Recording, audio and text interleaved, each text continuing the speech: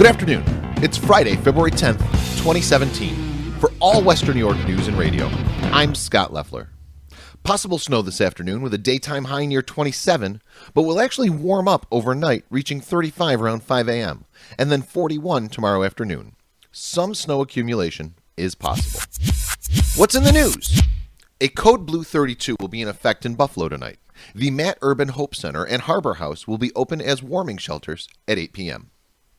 Congressman Brian Higgins and State Attorney General Eric Schneiderman both expressed glee on Thursday over the Ninth Circuit Court upholding the suspension of President Donald Trump's executive order on immigration. Schneiderman specifically has been quite vocal in opposition to Trump's order. Police news. Investigators from the Jamestown Police Department are currently investigating several cases of counterfeit money. The phony bills have been seen in denominations of $20 and $100 bills. Area businesses are urged to closely examine each bill that comes into them that is being used for currency. New York State Police are investigating a fatal head-on collision that occurred Thursday morning on the Lockport bypass in the town of Lockport.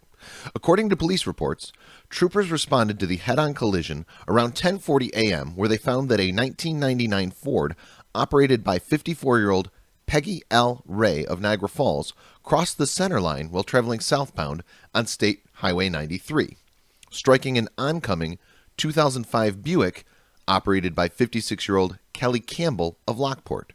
Both women were taken to ECMC, where Ray was pronounced dead.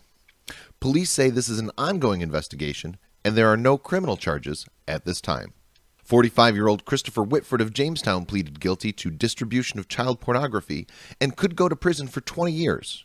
Prosecutors say that on May 1, 2016, the defendant, using a peer-to-peer file-sharing program, shared files with an undercover law enforcement officer.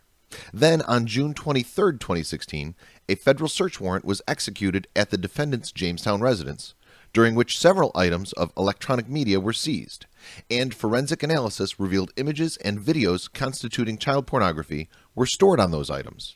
Whitford had approximately 2,400 images and 1,200 videos constituting child porn. A federal grand jury has returned an indictment charging James Smith, age 25 of Niagara Falls, with being a felon in possession of a firearm. Prosecutors say that state police officers and others conducted a search at Smith's residence on Orleans Avenue in the Falls, finding a Colt .32 caliber semi-automatic handgun with a magazine loaded with 2 rounds of ammunition. As a result of previous convictions, Smith is prohibited from legally possessing a firearm. He could see 10 years in prison.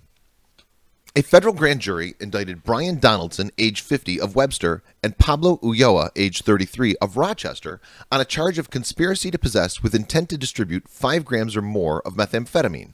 Prosecutors say that on October 7th, Hamburg police conducted surveillance at a local motel where the defendants were staying, leading them to finding a small quantity of methamphetamine and a lockbox containing a much larger quantity of methamphetamine, several cell phones, drug packaging materials, a scale, and pipes. If convicted, it would mean 5 to 40 years in prison and a $5 million fine. Sports. The Anaheim Ducks beat the Buffalo Sabres 5-2 Thursday night. It wasn't pretty. Jack Eichel and Rasmus Ristolainen scored for the Sabres. The Blue and Gold play again Saturday in Toronto. New music at 8, courtesy of Mike Zagaria tonight. If you like the song, consider seeing him play live. He'll be at Max on Hurdle starting at 9 p.m. Speaking of live music, don't forget All West New York Radio's Blackened Heart Ball on Sunday. Doors at 6, music starts at 7, with Final Decline, followed by Scathed at 8, and Lower Town Trio at 9 p.m. $5, no love. The perfect anti-Valentine's Day gig. Oh, and please, wear a costume. Think So Joe is calling it Second Halloween.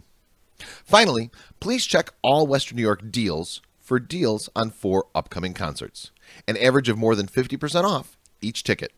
Okay, that's the news. For All Western New York news, I'm Scott Leffler. Have a great day.